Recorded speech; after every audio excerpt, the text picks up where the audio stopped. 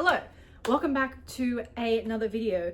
You may notice I'm in a sweater, which I'm so excited about as a certified summer hater. It is currently summer in Australia. It is very hot, but today is cold and rainy and miserable. And the next few days are also supposed to be cold and rainy and miserable.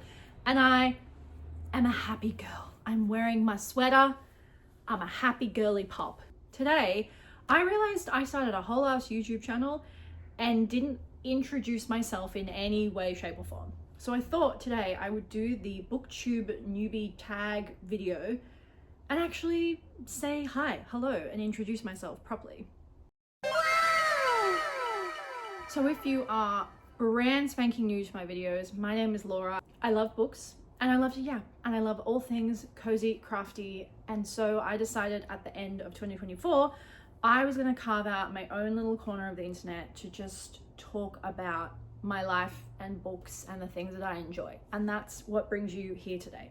So I have found a couple of the Booktube newbie tag questions. I've sort of cherry picked the ones that I like, and I'm just gonna go through and just chat and introduce myself properly. And you know, if you have been following this channel now for a month or so, you can get to know me a little bit better. Why did you start this Booktube channel? So I have always been someone who is a very type A personality. I always have a new goal. I always have like a new career direction. I always have some very lofty target that I'm working towards. And I had been thinking about starting this channel for a really, really long time. And I decided that I needed something that was fun, creative, let me express myself and talk about things that I love without necessarily being monetarily motivated. Well, yes, it is a goal for me to potentially get this channel monetized. Like, that would be really cool and really fun. It's not what's driving me at this point. What's driving me is getting inspiration for new video ideas, like getting to chat to you guys in the comments, seeing the views go up and people actually enjoy the thing I'm creating, and getting to have a creative outlet that is just for me and just for fun. And like, I had thought about starting doing a Booktube channel for legitimately about a year and a half before I finally got brave enough to do it. I also struggle with like being perceived and feeling like I'm gonna get called cringe or embarrassing or whatever. So I really struggled with feeling brave enough to start putting this stuff on the internet. So that was why I started my Booktube. I wanted a creative outlet that wasn't monetarily driven, and I also wanted to do something that I knew would push me out of my comfort zone and force me to do something that I was like a little bit scared to do. Why do you love reading? What sort of a question is that? How am I even supposed to answer that? That's like saying, why do you like food? I don't know. I love the escapism. I love reading something and trying to pick apart how the author has come up with this idea or come up with a turn of phrase. Like, I love taking in other people's art, and I love being a voyeur for that. Is that the right word? Voyeur? I love consuming media in many different forms, but books just happen to be my favorite form of media. I've loved them for as long as I can remember. What kinds of books do you like to read? I am very, very, very much a mood reader. I don't really have like a particular genre that I love. All I really know is I'm not a huge science fiction girly, but even in saying that, I have read some science fiction books that I really enjoyed. I get in moods and like phases, and I will read. Like, as I am filming this, it's the first week of January. I have already read 4 books. They have all been psychological thrillers. I am very much in my like crime bag at the moment. I've now moved back out and I'm reading something different. But prior to that, I was very much in my psychological thriller crime mood. So I kind of like to read a bit of everything. I don't really limit myself. I'm trying to think if there's any other genres I don't like. Probably not Western, but I feel like Western is not a hugely popular. Western's more like movies, right? I don't know, I could be super wrong about that. Maybe there's like a niche corner of the internet that like loves Western books. I don't even know what I'm saying. What book or series got you into reading? Like I said, I there's never been a part in my life, at least not that I can actively remember, where reading hasn't been a really big part of my life. I have always enjoyed it. I remember that my grandma used to come visit me after school every Friday, and she would always bring me a new little book. And so it's always just been a part of me, a part of my personality. All of my friends and family know that I've loved to read. I've always gotten books as Christmas presents or book vouchers or that sort of stuff. But the first book I actively remember reading and being like, oh wow, like I read Harry Potter growing up, I read Artemis Fowl, and those were series that I really loved as a child. But the first book I remember actively reading and like taking in and being like, oh, this is literature, was The Book Thief by Marcus Zuzak. I remember I read that when it first came out, and I think The Book Thief is right on the cusp of adult literature and young adult. I think it's written in that sweet spot where it's very accessible for both age groups. But I remember reading this, I would have been, I'll have to do the math and look out when it came up, and I'll put the age that I actually was when this came out here. But I would have been whatever age that was, and I remember I was at Pony Club at the time. Yes, I grew up a horse girl. Reserve your judgments.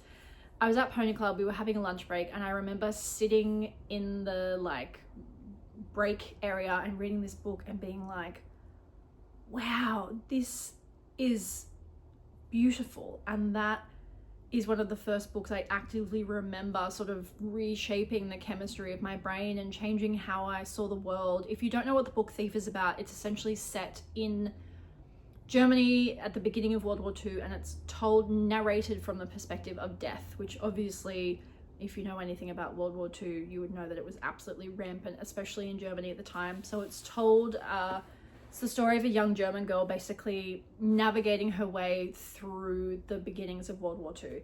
It's heartbreaking, it's beautiful, it's very much a modern classic. I would highly recommend reading it if you haven't. But I can remember really being shook by some of the themes in that book, especially being quite young. I was really quite taken with how it was written and how well it was written, and the way that Marcus Zuzak so succinctly portrays life and death and the beauty in both of those things, and the horrendous things that people are willing to do to each other, and also at the same time the goodness of people. It's a very like multifaceted book. And yeah, I really remember that sort of actively clicking over something in my brain chemistry and being like, oh, I get it. Another book that I would have to say really got me back into reading in my like mid-20s, I got into a real reading slump where I really wasn't reading for pleasure anymore. I got into a big self-help kick, and I was reading lots and lots and lots and lots of self-help books, which there's nothing wrong with that, but I am a big supporter of reading as a pleasurable hobby. And it was 2020. We all know what happened in 2020. One of my friends suggested ACOTAR, the first ACOTAR book, and it really kick-started again that love of reading that I have. And this is why I can't take any ACOTAR hate, because I owe this channel and I owe me getting back into reading thanks to ACOTAR, because it really reignited my love of reading, and I will always thank that book series for doing that. What challenges do you think will be the hardest to overcome? I think for me, like, I am a real person with a job and a partner and life, and I don't have a maid that cleans my house or cooks for me. So I think balancing producing videos that I am proud of and are a quality that are up to my standard, but also as something that I'm actually interested in and enjoy making, balancing that with also going to work and cleaning my house and making dinner and spending time with my friends and spending time with my family and spending time with my partner. Balancing all of that will be hard. So I guess the scheduling portion of trying to be consistent, but also not just have like quantity over quality. Like, I do really care about the quality of videos that I'm putting out, so that's very important to me. So I think that's going to be the biggest struggle, is just trying to stay consistent trying to make sure that it remains fun, it remains something that I'm doing because it really fuels that creative part of myself, and not let it become too serious. What does your book collection look like? Like this. I will pop some clips in of, I guess, better quality footage, but I very controversially have my bookcase color coordinated. I have ADHD and I feel like I'm a very visual person. I love having the aesthetic of the rainbow bookshelf to look at. I also, the way I remember books is I remember them by their covers. Like if you were to suggest a certain hunger, it might take me a minute to remember the author, but I know that the cover is bright green / yellow. So it's either going to be in the green section or the yellow section. And that makes it easy for me to find, because that's a lot of the time my friends say, like, how do you find anything? It's like, well, because I remember the book cover and I remember what it looks like. And so I remember what section of the bookshelf it's supposed to be in. Also, I have a lot of trinkets all along here. This is one of my newer trinkets that I absolutely love. He's so cute. I just think they're the cutest things ever, and they give me so much dopamine and so much joy. So, you know, trinket hoarder collector for life.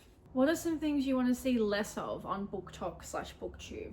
Well, first of all, I think the hater nation that sometimes BookTok in particular, I think can help to cultivate. People can be super negative. Well, people are mean on the internet. What a revelation. No, I just mean, like, can we allow people to enjoy the things that they enjoy without giving them shit for it? I don't really see why people aren't just allowed to enjoy things. And I'm not talking in like a political correctness way, like separating art from the artist. That's a whole discussion that I am not smart enough to properly articulate. I just mean in terms of like, can we stop making fun of women for reading romance or fantasy? Can we stop making fun of men for reading romance or fantasy? Can we stop making fun of people, period, for doing things that bring them joy and pleasure? We are on this spinning rock in the middle of the universe for only a short amount of time. Why can we not just do things that we love? So I would love to see way less of that. I would also love to see the virginity trope just deleted from history. Why? I don't even need to say any more than that. Why? You can do better. You can come up with a different trope to give women in romance, dark romance novels, please. I'm literally on my hands and knees begging. No more virginity tropes in 2025. What are some of your BookTube goals? Well, as I've said, my biggest goal is for it to remain fun. My biggest goal is for it to be a creative outlet for myself and a place for me to sit and yap and talk about the things I love.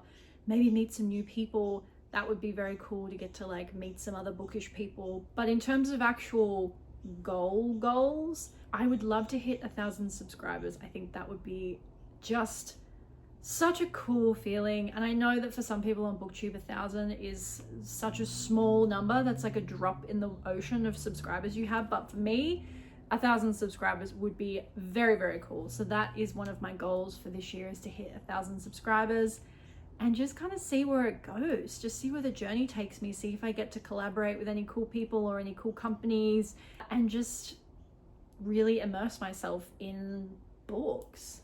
A fun fact about you that people might not know. Well, I did mention earlier that I grew up as a horse girl.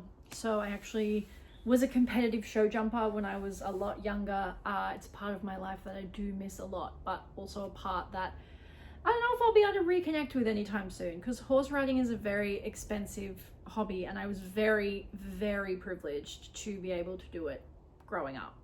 I have 3 cats, Pie, Toffee, and Peach. They are all rescues. They are all the loves of my life. They are also all annoying as shit. It's like they sense when I'm trying to film and save all of their energy to start running around the house like tiny little trash raccoons the second I turn a camera on. But I love them. So I hope that was like, I don't know, a little informative or interesting about me and who I am as a person and who I am outside of just me talking about books. If this was not remotely interesting for you, that's also fine. I will be going back to my normal yappy book content very, very shortly. I just figured that it was kind of nice to join in on a community tag, and kind of nice to get to just chat about who I am as a person and just yap about myself. So I hope you enjoyed it. Don't forget to like, subscribe, don't leave a mean comment or I will cry, and I will see you in my next video. Bye!